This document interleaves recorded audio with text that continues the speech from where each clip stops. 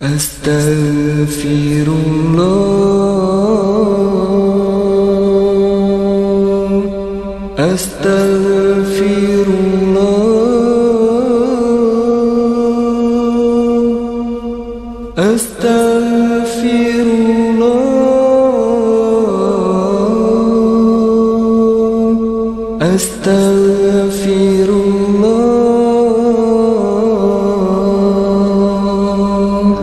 Ya Allah, Ya Rahman, Ya Rahim, Ya Malik, Ya Quddus, Ya Salam, Ya Mu'min, Ya Muhaimin, Ya Aziz, Ya Jabbar, Ya Mutakabbir, Ya Khaliq, Ya Bari, Ya Musawwir, Ya Ghaffar, Ya Qahhar, Ya Wahhab, Ya Razzaq, Ya Fattah, Ya Alim, Ya Qabid, Ya Basit, Ya Khafid, Ya Rafi', Ya Mu'iz, Ya Mudhil, Ya Sami', Ya Basir, Ya Hakam, Ya Adil, Ya Latif, Ya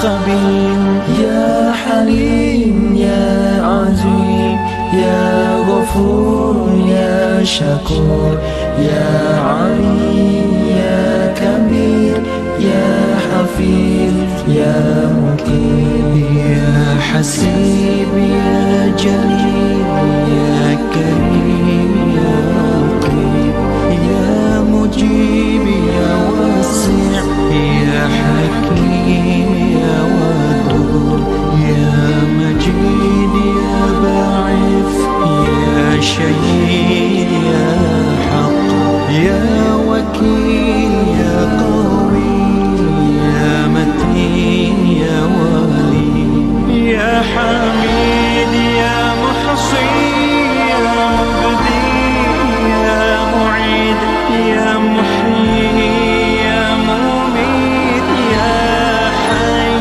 Ya Qayyum, Ya Wajid, Ya Majid, Ya Wahid, Ya Samad, Ya Qadir, Ya Muqtadir, Ya Muqaddim, Ya Muakhir, Ya Awwal, Ya Akhir, Ya Zahir, Ya Batin, Ya Wali, Ya Muta'ali, Ya Bar, Ya Tawwab, Ya Muntaqim, Ya Afuwan, Ya Ra'uf, Ya Ahad, Ya Malik al-Mulk, Ya Dhal Jalali wal Ikram, Ya Muqsit, Ya Jami', Ya Ghani, Ya Muni, Ya Mani', Ya Dar, Ya Nafi',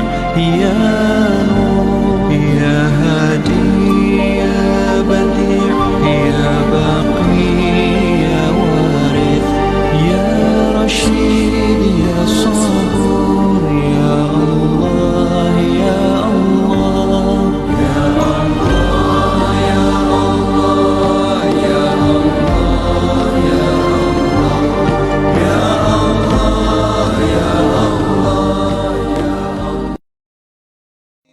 Subhanallah wa bihamdihi, Subhanallahil azim, Subhanallah wa bihamdihi, Subhanallahil azim, Subhanallah wa bihamdihi, Subhanallahil azim, Subhanallah wa bihamdihi, Subhanallahil azim, Subhanallah wa bihamdihi, Subhanallahil azim, Subhanallah wa bihamdihi, سبحان الله العظيم سبحان الله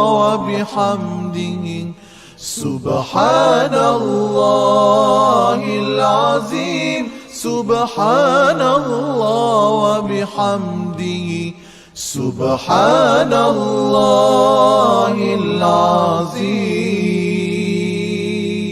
سبحان الله وبحمده سبحان الله العظيم سبحان الله وبحمده سبحان الله العظيم سبحان الله وبحمده سبحان الله العظيم سبحان الله وبحمده سبحان الله العظيم سبحان الله وبحمده سبحان الله العظيم سبحان الله وبحمده سبحان الله العظيم سبحان الله وبحمده سبحان الله العظيم سبحان الله وبحمده سبحان الله العظيم سبحان الله وبحمده سبحان الله العظيم سبحان الله وبحمده سبحان الله العظيم سبحان الله وبحمده سبحان الله العظيم سبحان الله وبحمده سبحان الله العظيم سبحان الله وبحمده.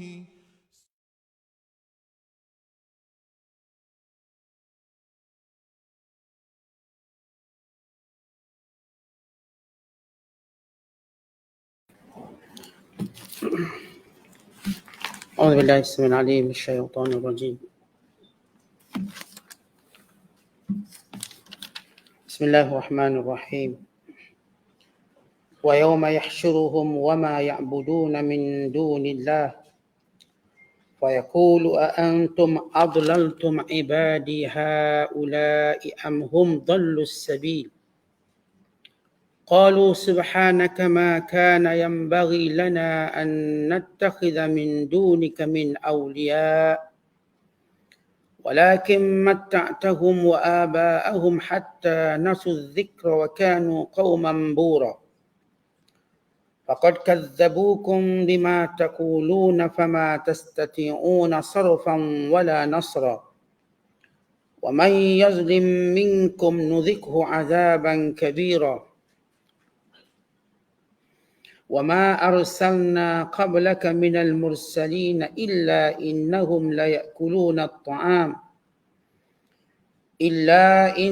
ليأكلون الطعام ويمشون في الأسواق وجعلنا بعضكم لبعض فتنة أتصبرون وكان ربك بصيرا وقال الذين لا يرجون لقاءنا لولا أنزل علينا الملائكة أو نرى ربنا لقد استكبروا في أنفسهم وعتوا عتوا كبيرا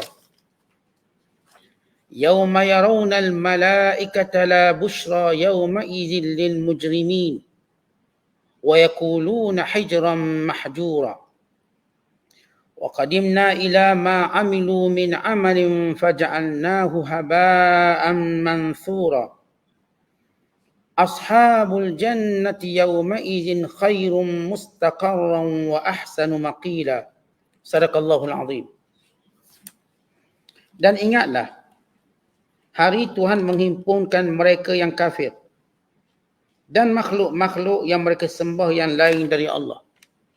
Lalu ia bertanya kepada makhluk-makhluk yang telah dipuja dan disembah itu, kamukah yang menyesatkan hamba-hambaku itu atau mereka yang sesat jalan? Mereka menjawab, Maha suci Engkau wahai Tuhan kami. Sudah tentu tidak patut bagi kami mengambil sesiapa pun yang lain daripadamu sebagai pelindung yang disembah. Dan tidak patut juga kami menyuruh orang menyembah kami. Tetapi Engkau wahai Tuhan kami telah melimpahkan kemewahan kepada mereka dan kepada datuk neneknya sehingga mereka lalai dan cuaikan ajaran agamamu.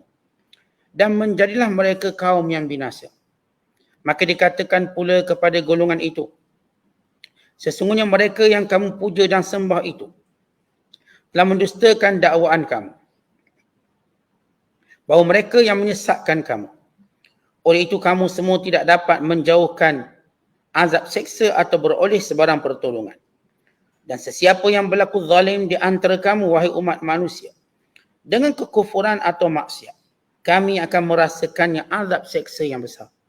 Dan kami tidak mengutuskan rasul-rasul sebelummu, wahai Muhammad, melainkan orang-orang yang tentu makan, minum dan berjalan di pasar-pasar. Dan kami jadikan sebahagian dari kamu sebagai ujian dan cubaan bagi sebahagian yang lain, supaya ternyata adakah kamu dapat bersabar menghadapi ujian itu. Dan ingatlah, adalah Tuhanmu sentiasa melihat akan keadaan makhluk-makhluknya.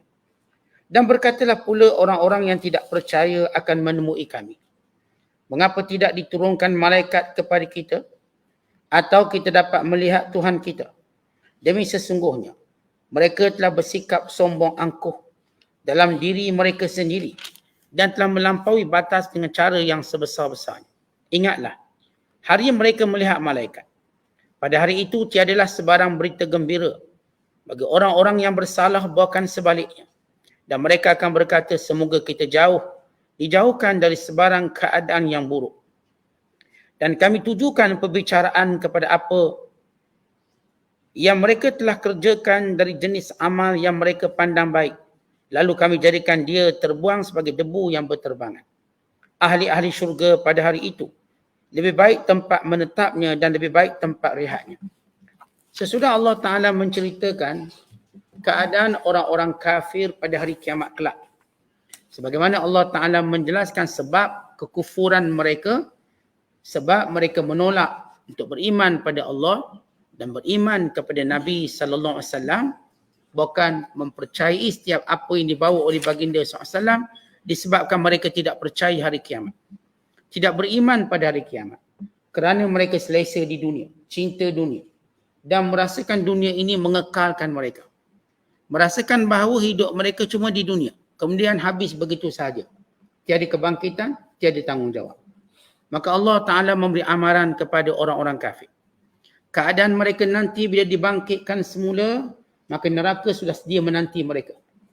Daripada jauh neraka telah mengeluarkan suara kebencian dan kemarahan kepada mereka, sehinggalah mereka dilontarkan dalam neraka dalam keadaan terbelenggu tangan dan juga leher mereka, dan diazab dengan pelbagai azab, dan mereka memohon supaya azab ini berhenti dengan kematian. Maka Allah Ta'ala menyatakan bahkan ialah azab dan azab dan azab, yakni tidak akan berakhir azab tersebut. Kemudian Allah Ta'ala menjelaskan apakah itu lebih baik daripada syurga yang kekal, yang dimuliakan orang yang memasukinya dengan nikmat apa sahaja yang dikehendakinya. Dan ini janji Allah, dan ini doa setiap orang yang beriman kepada Allah. Maka Allah menyebut keadaan yang seterusnya yang berlaku pada orang kafir hari akhirat kelak. Dibawakan mereka dan dibawakan setiap makhluk yang mereka sekutukan. Sama ada berhala-berhala yang mereka sembah, yang terdiri daripada batu-batu, pokok-pokok, besi-besi, dan juga manusia-manusia yang mereka sekutukan Allah. Mereka mempertuhankan Nabi Isa dibawa di hadapan Allah. Mempertuhankan malaikat, malaikat dibawa di hadapan Allah. Mempertuhankan matahari, bulan, bintang, semua yang mereka sembah selain Allah akan dihimpunkan bersama-sama mereka untuk satu sesi soal jawab yang memalukan. Memalukan bagi orang yang menyekutukan Allah. Bila Allah berfirman, wa yauma yahsyuruhum, pada hari kiamat tersebut dihimpunkan mereka semua, yakni orang-orang yang menyekutukan Allah, orang-orang kafir, wa ma ya'budun, dan apa sahaja yang mereka sembah. Disebut dengan kata ma, itu apa je.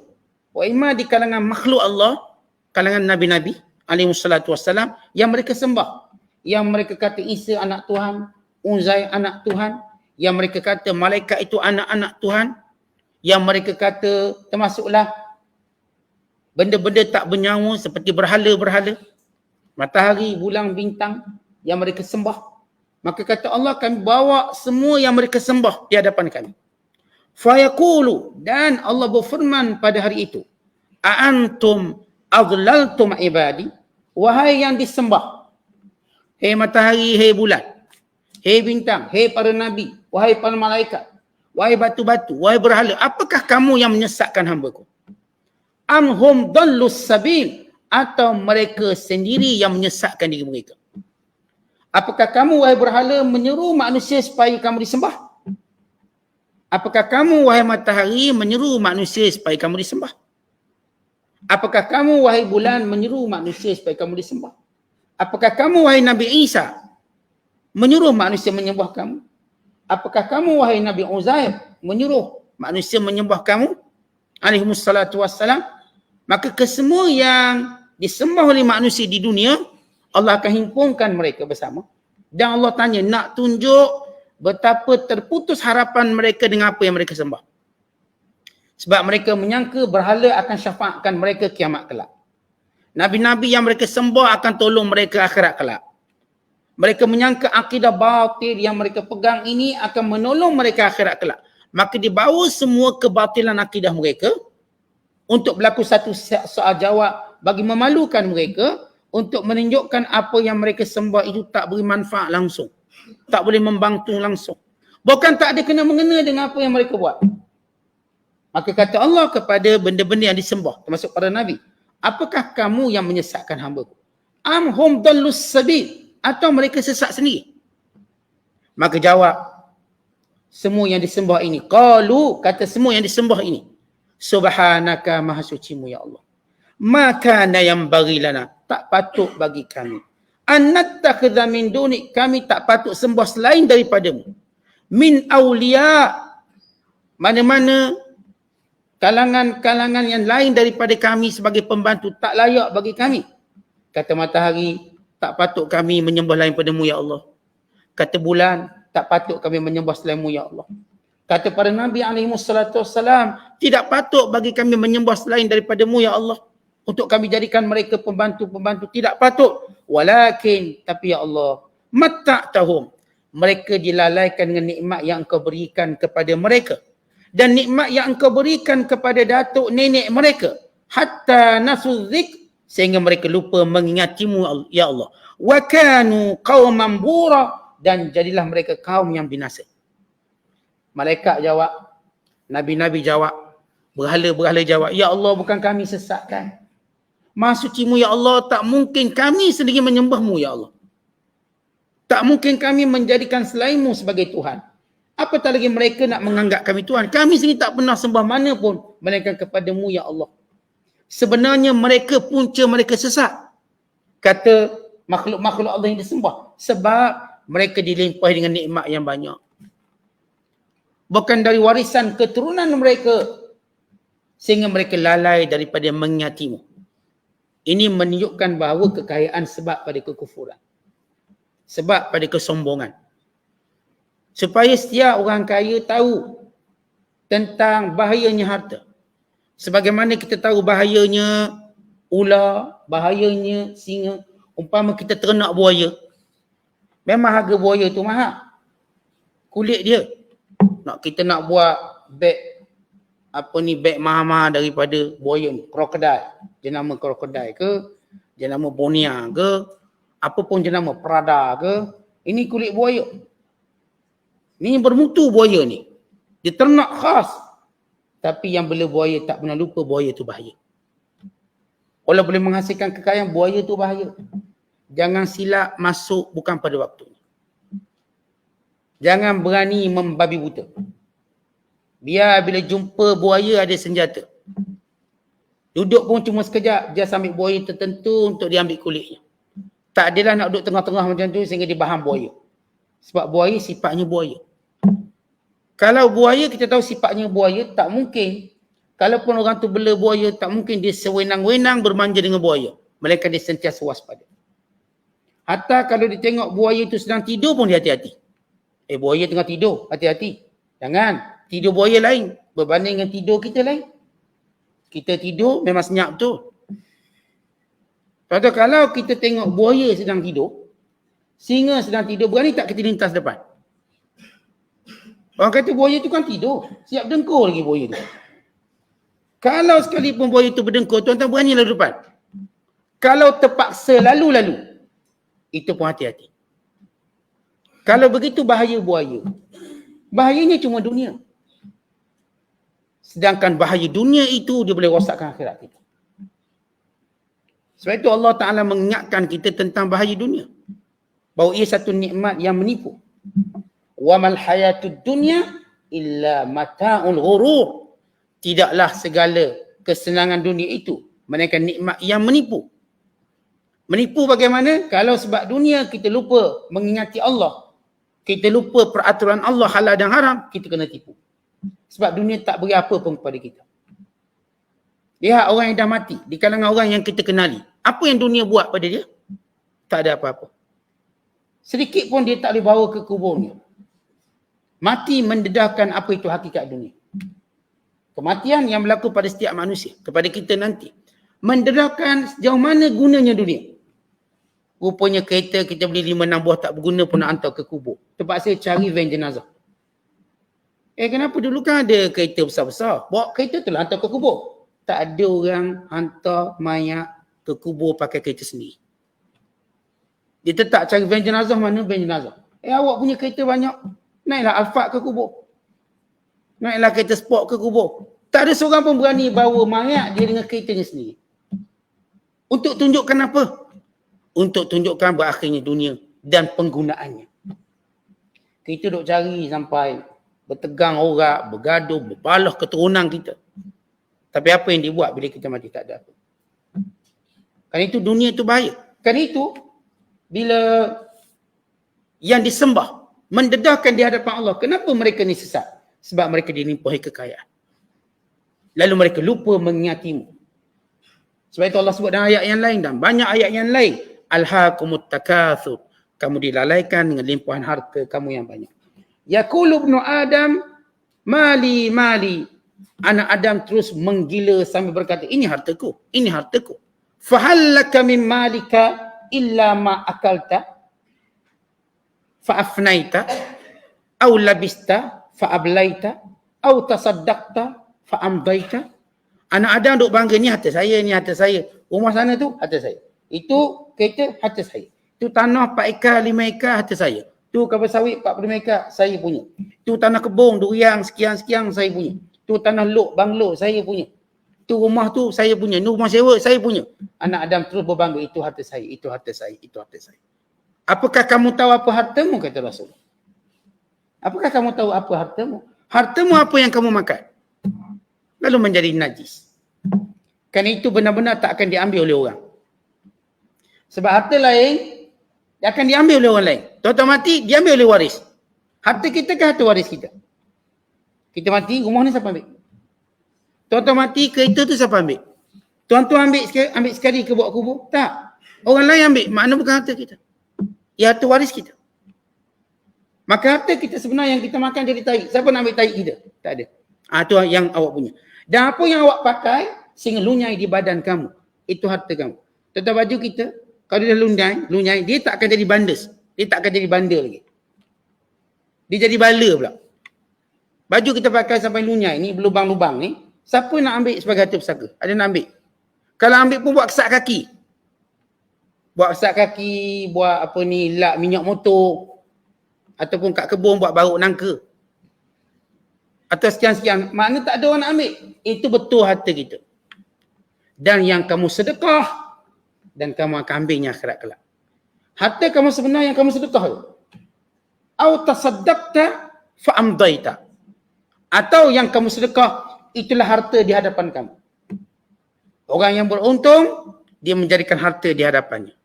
Orang yang rugi, yang menjadikan harta di belakangnya. Yang ini ditinggalkannya.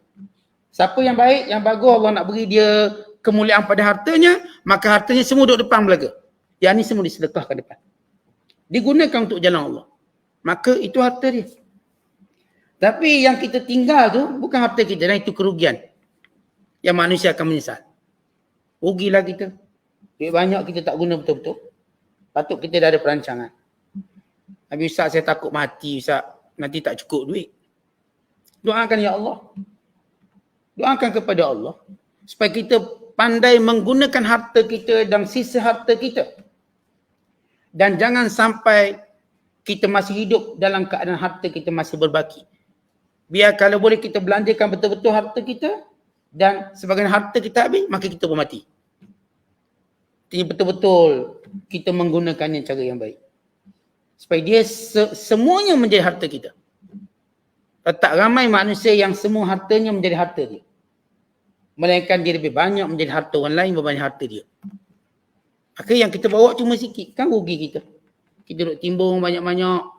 Yang dapatnya bukan kita. Manfaatnya bukan kita. Yang paling malang lagi bila kita duduk hanya simpan, tak buat apa-apa. Duduk simpan, tak buat apa-apa. Bahkan kalau kita belajar ilmu ekonomi, yang simpan tu dia tak sebut sebagai harta, yang disebut yang aktif. Okey, ini menunjukkan kerugian kalau simpan. Harta sebenarnya yang kita labur. Itu jadi harta. Yang kita invest dia. Yang duduk dalam tu jenis orang penakut. Dia beku macam tu dan dia tak digunakan. Bila nampak macam banyak harta tapi tak digunakan, dia tak ada manfaat. Maka kebanyakan kalau kita dengar ungkapan ahli ekonomi dalam bab harta, mereka menganggap orang yang menyimpan itu tidak bijak. Simpan dalam bank tak bijak.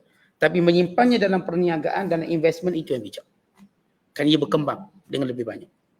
Dengan lebih baik. Dan memberi manfaat pada manusia.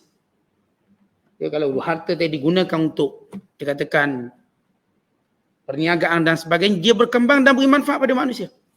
Kalau kita buka kedai makan, beri manfaat, orang dapat makan. Dan kita boleh jadikan ia sebagai ladang sedekah kita. Yang berterusan. Duk simpan senyap macam tu. Maka tak banyak kita dapat keuntungan. Bank bagi pun 1%, 2%. Tabung haji bagi pun 3%. Kalau kita belanja, kalau kita pandai niagakan, mungkin 10% dapat. Mungkin lebih pada tu. Intinya setiap orang kena melihat, menilai balik. Biar hartanya digunakan dengan baik. Kemudian kata Allah, faqad kadzabukum, lihat. Yang kamu sembah ini semuanya membohongi kamu. Mereka tak ngaku pun Tuhan. Yang kamu duk kata di Tuhan kenapa? Berhala ni tak ngaku Tuhan.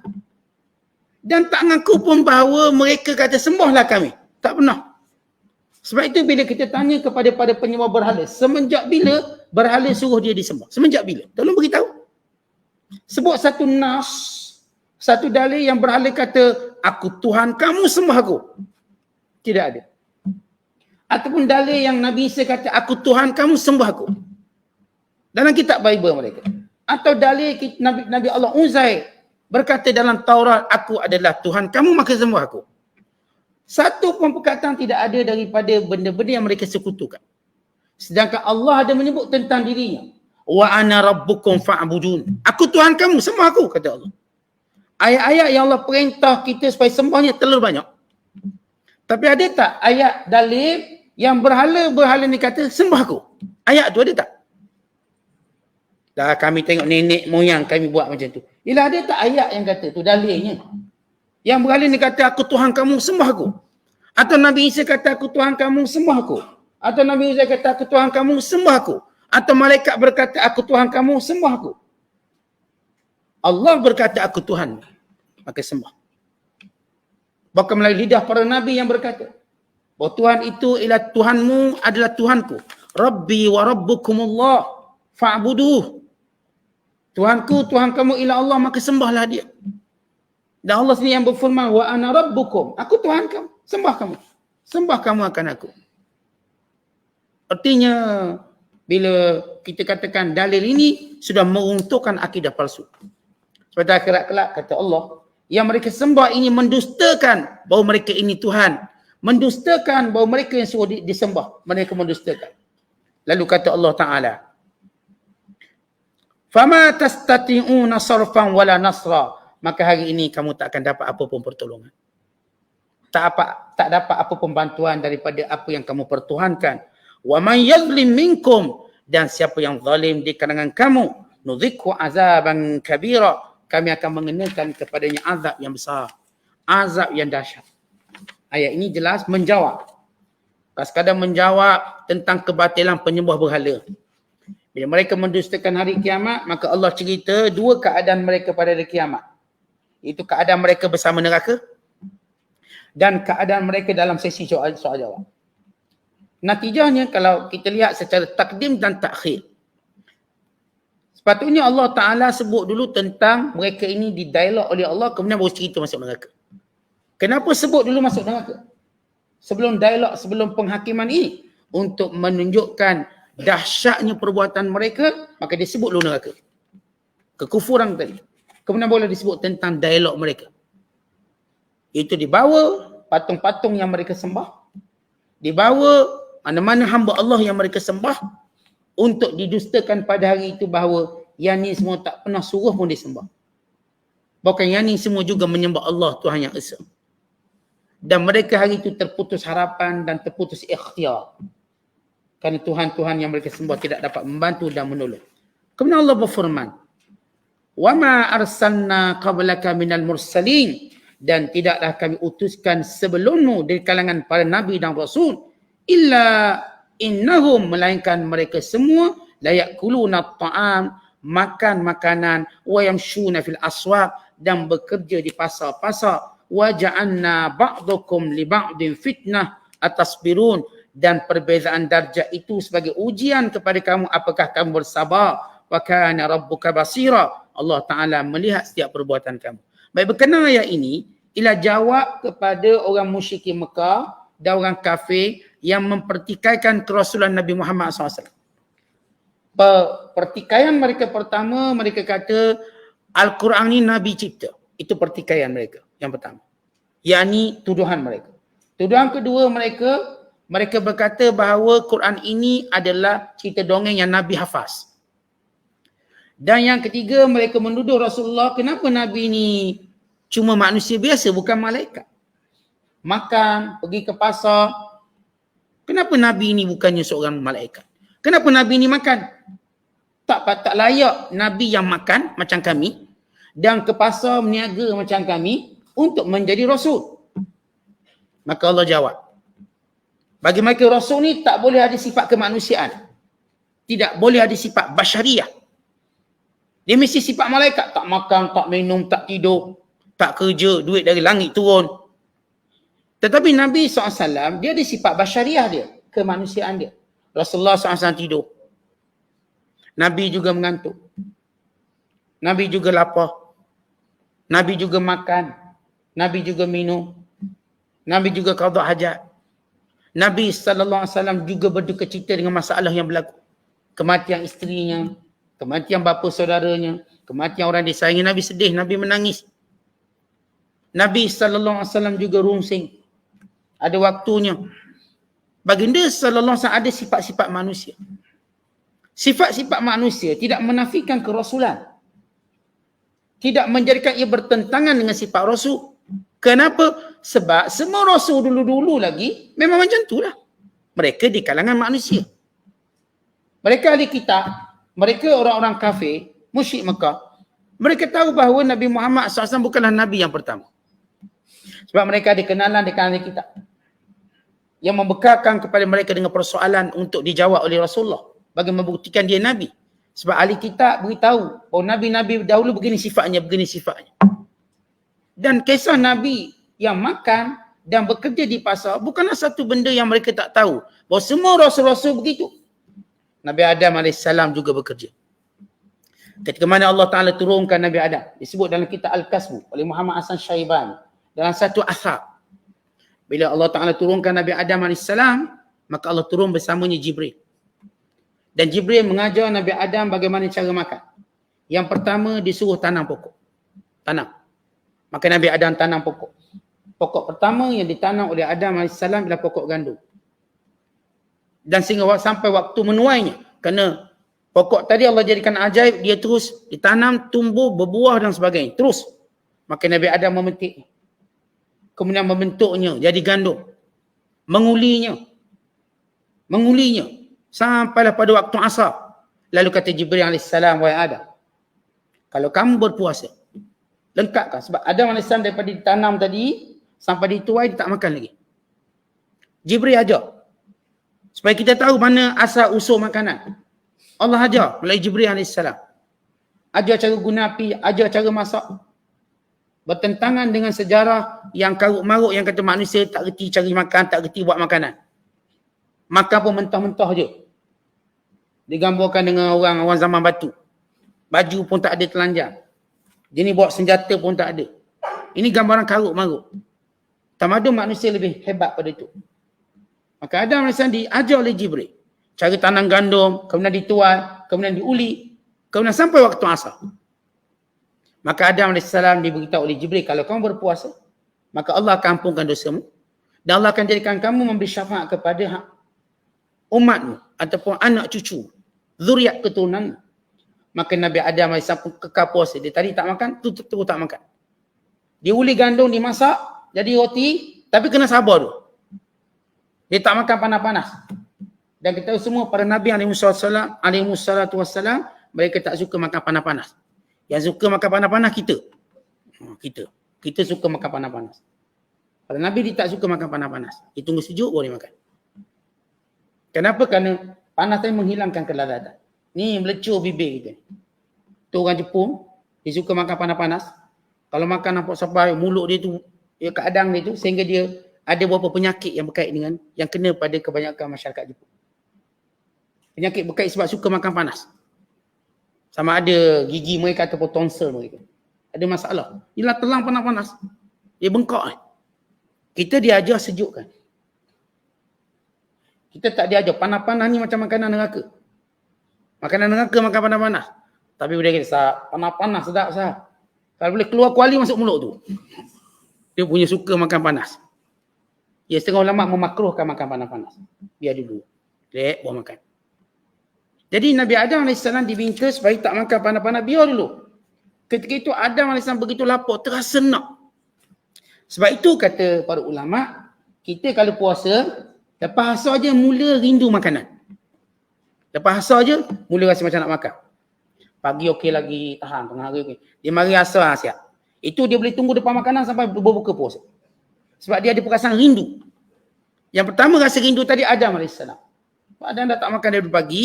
Makanan dah siap. Tapi kata Jibril, wahai Adam, kalau kamu puasa. Sebab sikit lagi tinggal ni. Terus puasa. Kalau kamu berpuasa, maka Allah jadikan, Allah ampunkan dosa kamu. Dan Allah jadikan kamu pemberi syafaat pada zuriat keturunanmu. Maka Adam tahu kelebihan ini. Tapi dalam keadaan dia rindu pada makanan. Maksudnya, rasa kita sebut ni, terkeliur.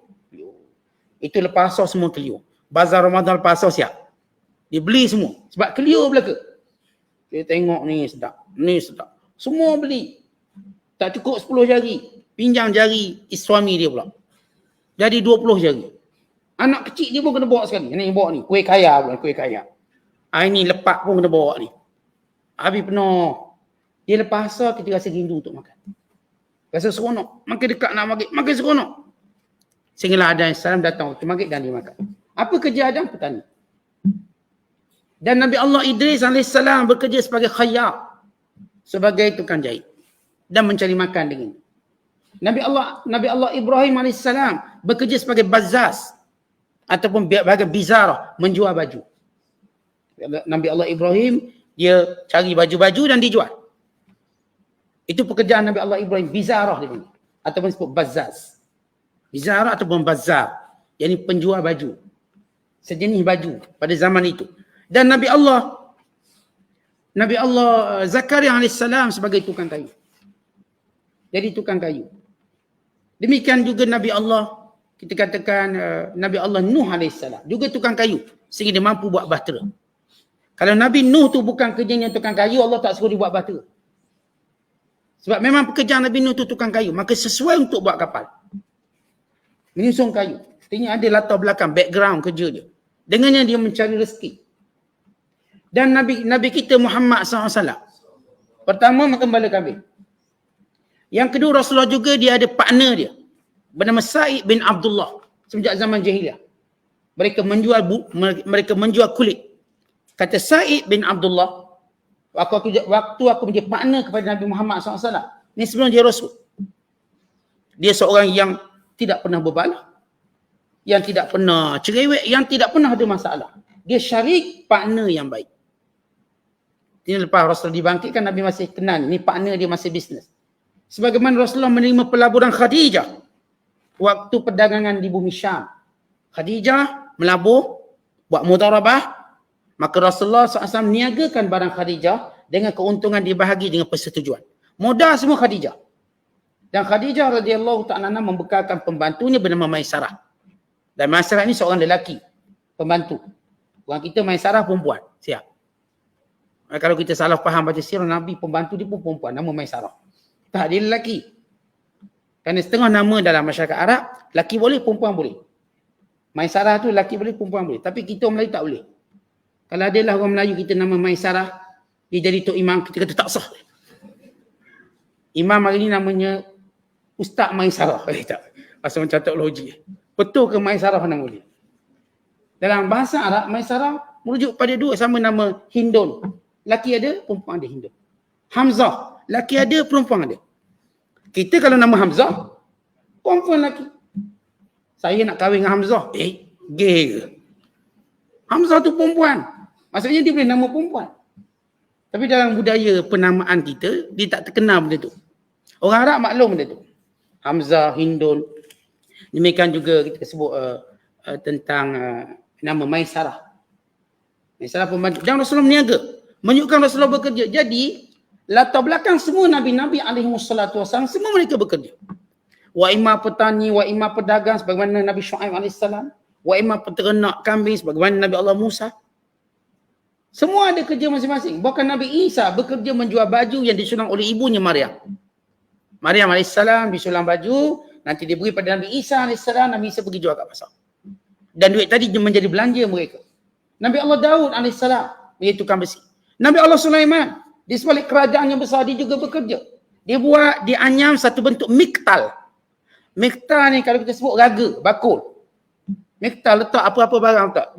Nabi Allah Sulaiman AS, dia ambil pelepah pohon tu, dia anyam, dia jadi raga, bakul.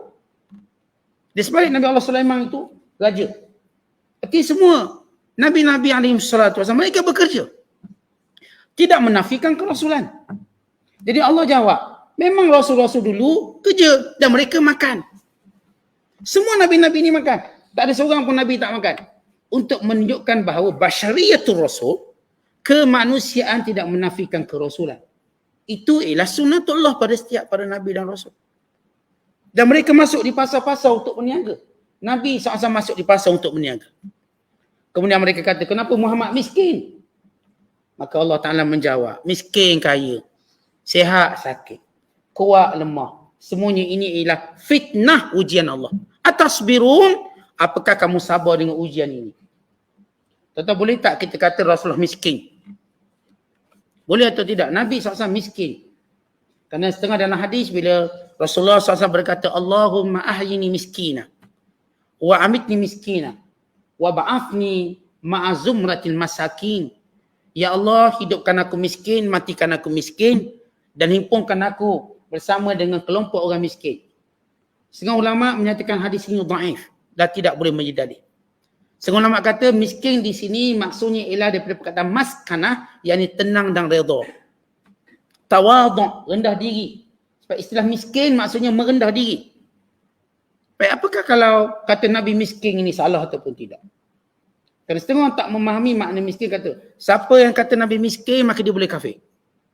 Nabi kaya. Ini orang tak faham dia punya jaluran. Pertama begini, kalau sekiranya mereka maksudkan Rasulullah miskin dengan maksud penghinaan, memang itu boleh murtad. Ini sepakat ulama. Hatta kalau mereka kata, oh Rasulullah dulu kerja gembala kambing je. Ayat je, kalau ayat bahasa Melayu kita je, maknanya hina. Tapi kalau kita secara sejarah, Rasulullah gembala kambing. maka itu tidak maksud penghinaan sejarah. Tapi kalau ada orang dia respon, oh gembala kambing je ingat ni gemas, dengan maksud menghina, dia boleh kafir. Kalau mereka kata Nabi SAW miskin dengan maksud penghinaan, ya betul, ini salah. Tapi miskin mengikut sirah Rasulullah, bahawa Rasulullah Allah uji dengan miskin. Allah Ta'ala kata miskin ke kaya itu ujian Allah. Ia tidak menjejaskan kerasulan. Sebab Rasulullah bukan meniaga barang, Nabi bawa kebenaran. Kebenaran tidak ada kaitan miskin, kaya, muda, tua, sihat, sakit. Ia kebenaran yang kamu kena dengar. Bukan Rasulullah jual barang. Bukan Nabi SAW model. Rasulullah beritahu kebenaran untuk diikuti supaya beriman pada Allah. Itu kerja Rasulullah. Yang tu tak ada kaitan. Kalaupun Allah jadikan Rasulullah itu miskin sebagai ujian. Dan sebagian sahabat miskin sebagai ujian. Dan semua mereka ini dianjurkan untuk bersabar setengah sahabat. Mereka rasa sedikit terganggu kerana miskin. Lalu dihina. Maka ini antara juga sebab turun ayat ini. Bahawa kemiskinan itu bersifat sementara sebagai ujian. Supaya kita semua pun tahu. Tentu kalau satu hari nanti kita susah, tak payah nak keluh kesah. Itu satu ujian, kelak kita akan tinggalkan kesusahan tadi. Kalau hari ini kita sakit, tak payah nak keluh kesah melampau-lampau sangat. Kejap lagi Allah sembuhkan kita. Kalau kita ada masalah itu, masalah ini, jangan terlalu keluh kesah. Ia satu ujian.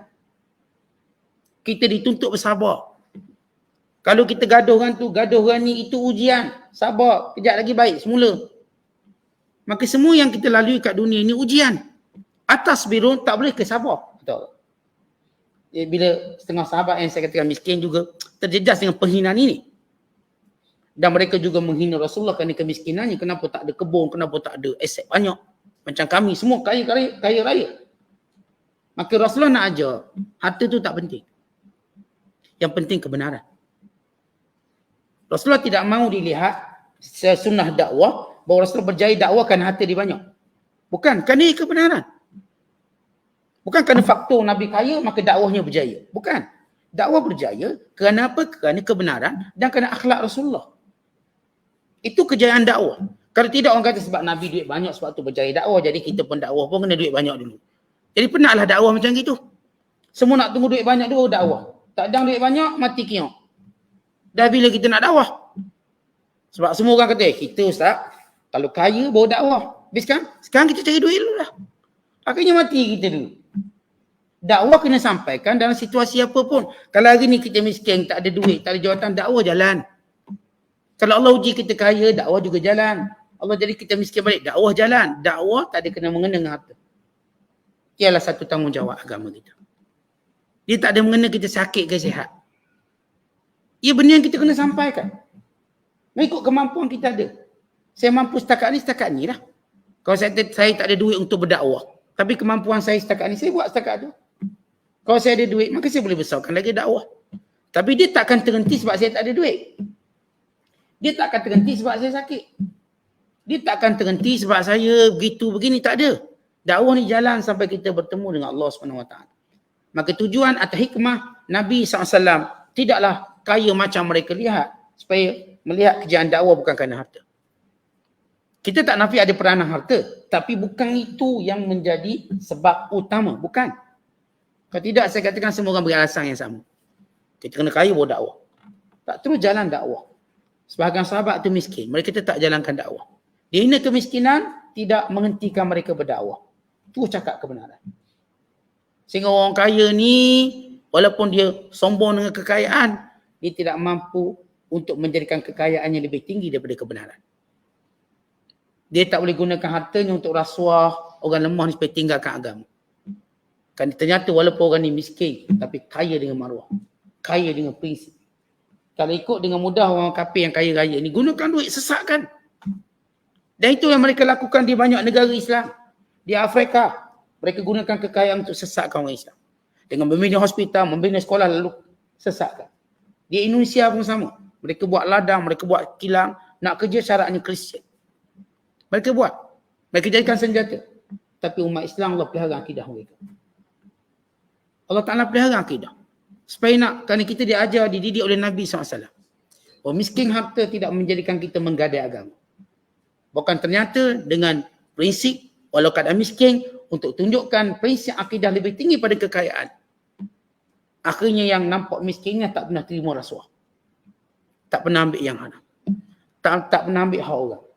Kerana kemuliaan kita. Kemuliaan yang diajar dalam Islam. Sebab itu kita lihat orang Islam walau bagaimana miskin. Kalau akidahnya kuat, dia tak akan boleh dibeli dengan dunia. Kalau kata buat macam ni, kami bagi sekarang tak. Awak buka puasa. Ada, dia orang buat social eksperimen. Bulan puasa, cari seorang Islam. Dia kata, awak boleh tak minum air ni, saya bagi awak $1,000.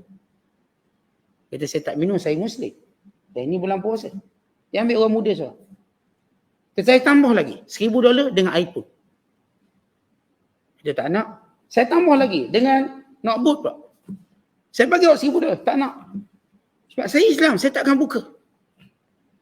Kita tak kelabu dengan benda ni macam ni. Sebab prinsip. Loyal kita pada agama akidah itu jelas. Sebab itu Rasulullah SAW bentuk. Kemiskinan bukan satu kehinaan.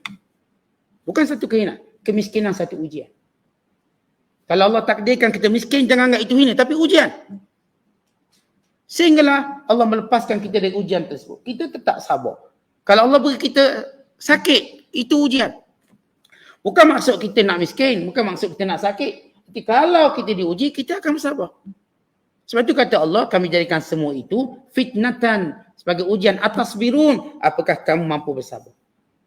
Maka Rasulullah SAW walau ditawar dengan kekayaan, di sebalik mereka menghina Nabi SAW, tak ada sumber pendapatan itu dan ini, tak turun harta dari langit, tak ada kebun, tak ada ladang. Datang malaikat Ridwan yang kita dah ceritakan pada hari lepas, pada malam lepas, tentang mereka datang tawarkan kunci pemendaraan dunia. Nabi tetap tidak mau menerimanya. Sebab Nabi tidak mau jadikan bahawa kekayaan itu asas kemenangan dakwah. Tidak. Kan Nabi SAW nak suruh mereka ini melihat kebenaran lebih pada melihat harta Nabi. Tetapi biar orang kenal kita kerana prinsip kita bukan harta. Sama juga kalau orang nak kawan kita. Biar orang kawan kita bukan sebab harta kita. Sebab prinsip kita. Bukan orang kawan kita sebab kita keturunan sekian-sekian, tak. Orang kawan kita kerana kebaikan yang ada pada kita. Dan kita juga kawan dia dengan kebaikan yang dia ada. Asal dia miskin ke, dia tua ke, itu bukan halnya. Ini persahabatan kerana Allah, bukan ada benda lain di belakang. Kalau dia ada, kita pun tak pandang sangat. Kalau dia tak ada pun, kita tak kisah sangat. Kalau ada kawan kita, ada yang kaya, ada yang tak kaya, kita tak kisah, kita tak jadikan itu ukuran. Kita tak sahabat kita. Sebab tu bila kita sembahyang duduk dalam saf, kita tak tanya sebelah kita siapa. Kita redha siapa pun duduk sebelah kita. Atau kadang-kadang budak-budak duduk sebelah kita. Kita pun okey. Kita tak tanya awak siapa. Tak ada pangkat belakang. Depan ni semua ada pangkat. Tak ada. Siapa duduk depan, duduk depan. Siapa nak duduk belakang, duduk belakang. Kita tak tanya jawatan dia apa duduk sebelah kita. Tok Imam pun tak pernah tanya, ni depan-depan belakang saya siapa, kerja apa? Oh, kerja biasa belakang, saf belakang. Belakang ni CEO je boleh. Tak ada pernah ibadat kita membezakan darjah. Tak ada darjah. Bahkan kita pergi haji dengan kain umrah yang sama. Putih belaka. Tawaf yang sama. Orang kaya dia tak tawaf 3. Aku kaya 3 sudah. Tak ada. 7 juga. Orang sakit pun. Berapa kali tawaf orang sakit? 7 juga. Dia tak ada sebab saya sakit kurang masa 1 boleh. Tak boleh. Kena 7 juga. Sama, kita sama. Awak sakit, awak sihat, awak demam, awak garuk, awak gemuk, awak kurus. Awak comel ke? Saya comel Ustaz. Comel kena 12 kali. Siapa lawa nak catwalk tu? Tak, awak 7 juga yang lebih-lebih. Comel ke tak comel ke, gemuk ke, kurus ke, sakit ke, tua ke, muda, semua 7. Kenapa? An-nasu sawasiyah. Semua manusia sama. Sama rata di sisi Allah. Sebab itu kekayaan harta bukan persoalan utama. Kita tak nafikan peranan harta. Kita tak pernah nafikan. Bukan senjata yang baik. Tapi hakikat sesuatu ialah kebenaran. Sebab itu Rasulullah tak terima tawaran kekayaan. Walaupun kalau Nabi terima, Nabi boleh diamkan orang kafir yang kata, mana kekayaan, mana kekayaan. Tapi orang yang mengingkari ini, dia tak pernah diam. Sebab kalau dia diam situ, dia bising kat lain pula. Sebab ia datang daripada sifat sombong dan engkar. Bukan kerana dia benar-benar nak sesuatu kebenaran. Kalau nak sesuatu kebenaran, cukup dia berfikir ini kebenaran. Tapi orang kalau tak nak terima kebenaran, kejap lekok sana, kejap kono sini, kejap beri alasan sini, kejap beri alasan sana. Macam mana pun alasan, kejap dia kata boleh tak kami nak tengok malaikat, kami nak tengok Tuhan. Semua benda mereka minta. Mereka makin biadab dengan permintaan mereka. Kerana itu Allah SWT mengajar Nabi SAW tak layan benda itu semua. Bahkan Allah tolong jawab. Semua Rasul dan Nabi sepertimu wahai Muhammad. Makan, minum, niaga kat pasar, cari nafkah, cari pendapatan mereka sendiri. Bukan air apa-apa pun. Bukan Allah jadikan kaya, miskin, muda, tua, sihat, sakit sebagai ujian. Supaya semua kamu bersabar. Dan Allah Maha melihat dengan apa yang kamu lakukan. Wallahu a'lam. Assalamualaikum.